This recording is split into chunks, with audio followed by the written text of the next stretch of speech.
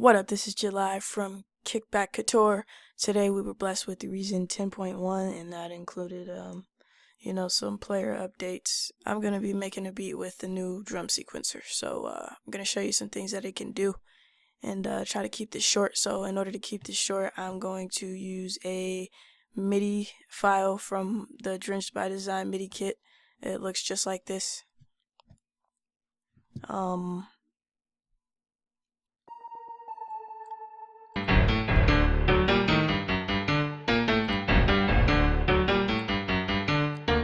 Alright, not gonna put too much into it. Turn everything down.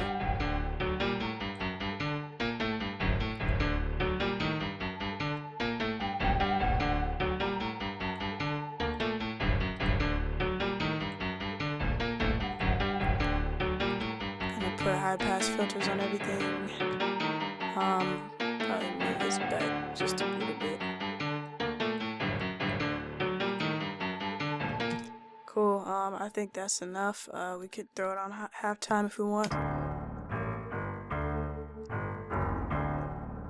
And get into the drum. So I set it up how I like it. Except there's no redrums. If you've seen my videos before, I usually have a redrum connected to each separate NXT that I use for my drums. Now I have each of them connected to this one player via Kong. But the gate outs are going into my NXT so that I can get the sound from the NXT and have more scoping capabilities. As far as pitch, of course, pitch is always a factor. So gonna hold down shift so that I can get full velocity just as I would with the redrum. Let's go like this.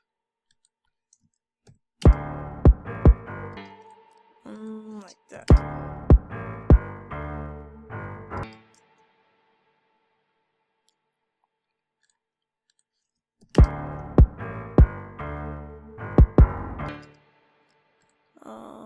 I want this to be like this.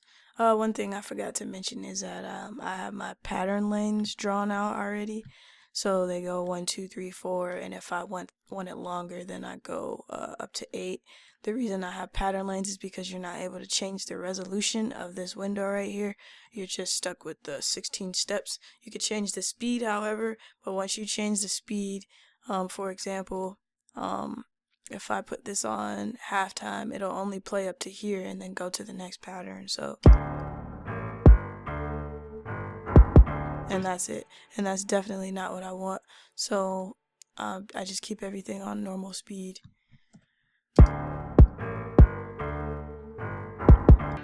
That's not what I wanted either. Try this. Whoops, hold down shift. And then put one here.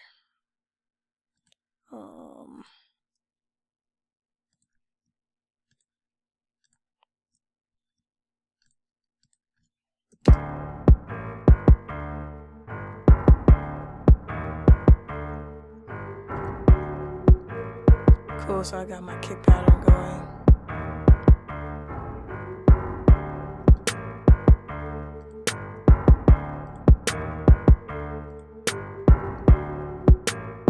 And then from here I can go on and add a second snare, whatever I decide.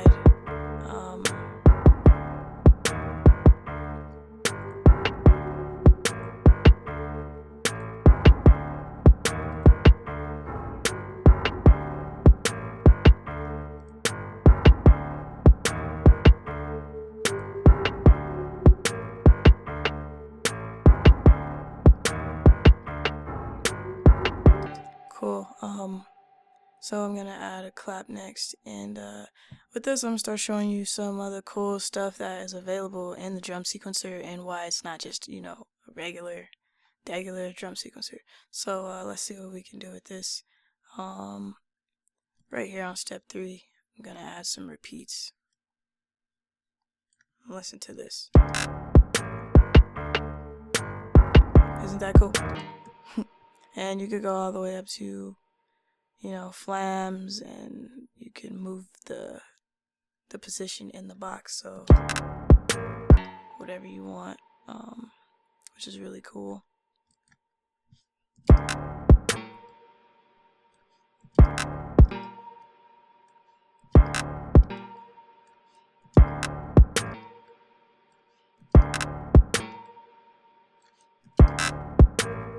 gonna stick with this one, and then I'm gonna layer one here on in pattern 1 too. Now this function beneath it is a probability, and that changes the probability that the sound will hit. So whoops, you would just, here, I'll find a place to implement that in a second.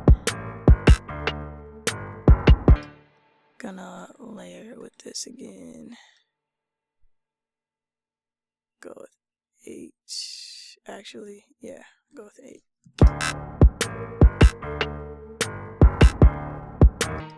Gonna put one here.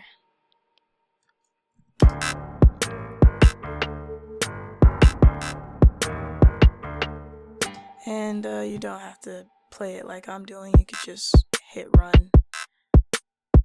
It's just can be annoying to hear this pattern over and over again, but you know, that's part of making a beat. Anyways, go up to 8. Jeez. Cool. I'm pretty sure my perk is a conga. And all the drums I use, as always, are from the Spyder Drum Kit. I'm going to change this to this snare right here, and we'll be golden. So,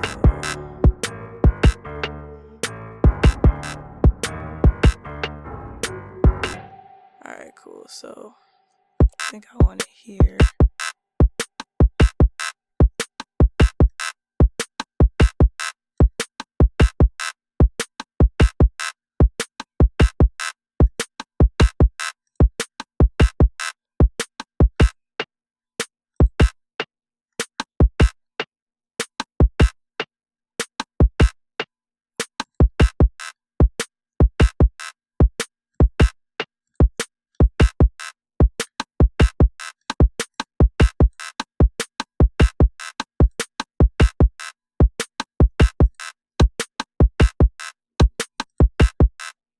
Playing around, see what I can get.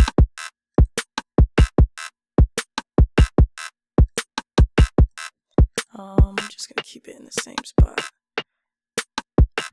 Cool, and then next we can get into some really cool hi-hat stuff. So gonna fill it like this. Of course, as always, you could hold shift to get the full velocity. If you just click, then you get normal, like medium velocity. If you hold down option, you get lower velocity, soft velocity. So I could go like back and forth if I wanted to,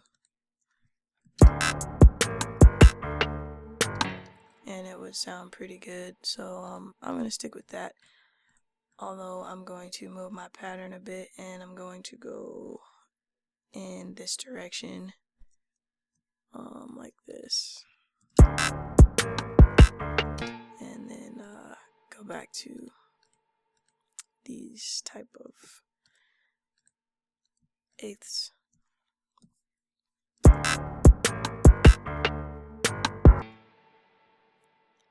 And we are golden. I meant to hold option on that one, and it's supposed to be here, and this is supposed to be here, and then we're going like this, and we're going like this.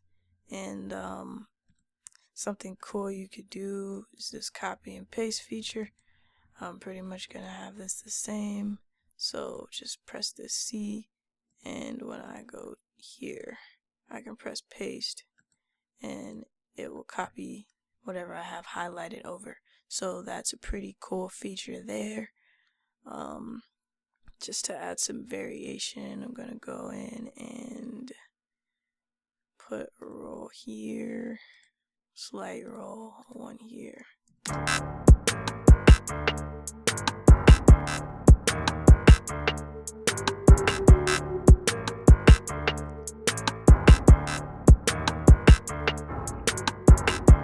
So next I want to add my open hi-hat, and when I add my open hi-hat, I'm going to put it about here, and it'll sound like this. So naturally my open hi-hat is not that short, so what I need to do is go into the next key that my open hi-hat is housed and just turn the release all the way up. That way when this is triggered, it will go the full duration and not just how long the drum sequencer is triggering it. And we're going in there too.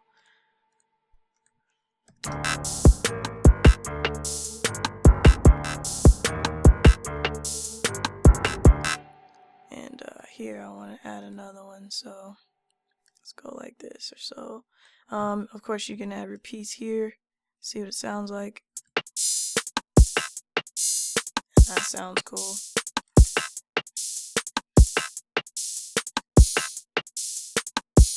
Sounds like you're just changing the pitch. That's dope.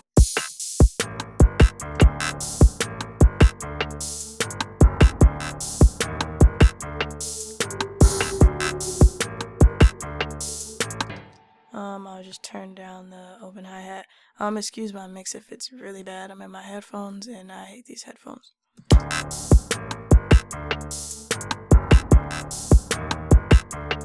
So yeah, that's how you program drums in this drum sequencer. So as far as the other things, you do have this probability option. It's like, here, I'll show you in context. So the probability works like this.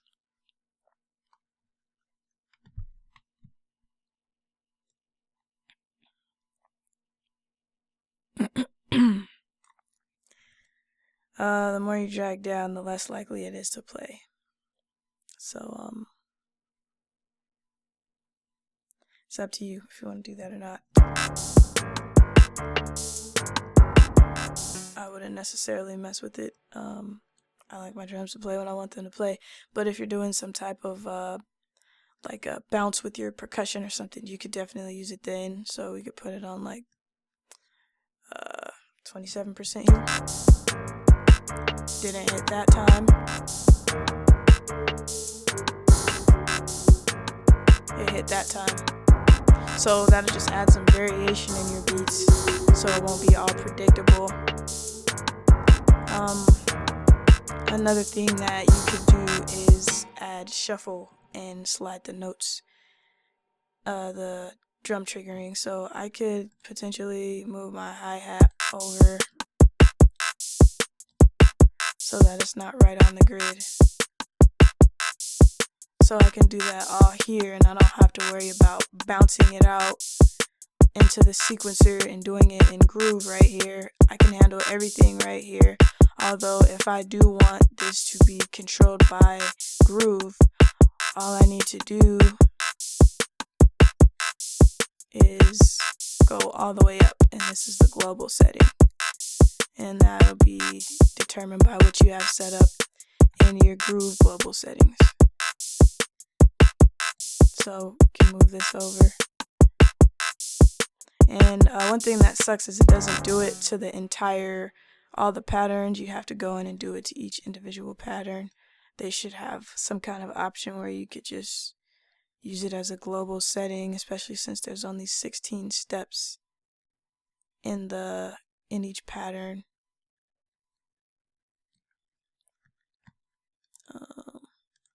Of course I'm in double time, but I still feel like it should be there should be a global setting, 24.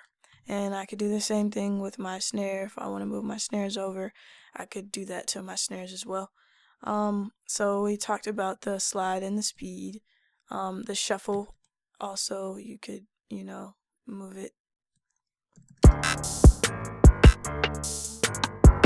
you have to do it to each pattern. Like if we were to do, let's say 72% shuffle.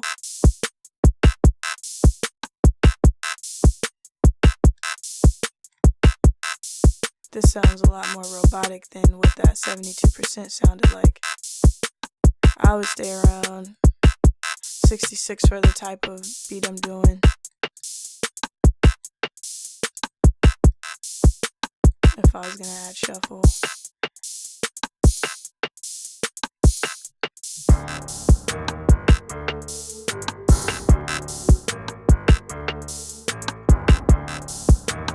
The last thing I want to talk about on here, actually the last couple things is this reset step option right here. So how this works is once it gets to a certain step in the sequencer grid, it'll repeat whatever step you set it on. So it's off right now. If I put it on, say 7, it'll reset here. So let's see what that sounds like. So if you want some type of variation like that, you could do that. I definitely wouldn't do it like that. Maybe at 13 or 15, and then it would sound like this.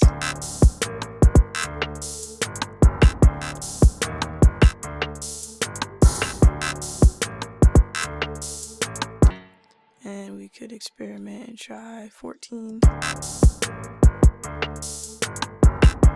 that sounded a lot better because there's nothing there.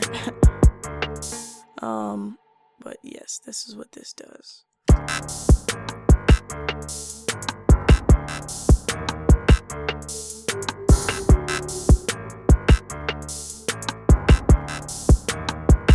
So yes, you could play with that and see what you get. Over here, besides the copy and paste that I showed you, go back to the preset option, and it will change what you have set up. So it has pre-saved patterns inside of it, and you could definitely utilize those. Like here's the typical hi-hat pattern for trap these days.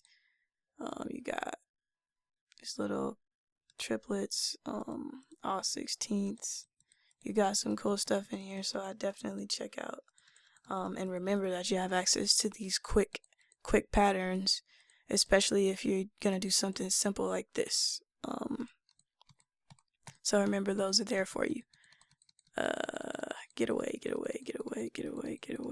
Okay, so what we're gonna do is clear this, and so yes, you have clear, you have alter, random, shift, which will move the whatever it is. You can move it left or right, whatever your pattern is. Copy and paste, we talked about that, and preset is just going to be what we discussed prior. So that is everything there is to do with drum sequencer. The next thing I would do is actually there's one more thing that you could do on here, which is change the pattern amount or the step amount. So I wouldn't necessarily touch this because I just wouldn't, but you can like move this over here and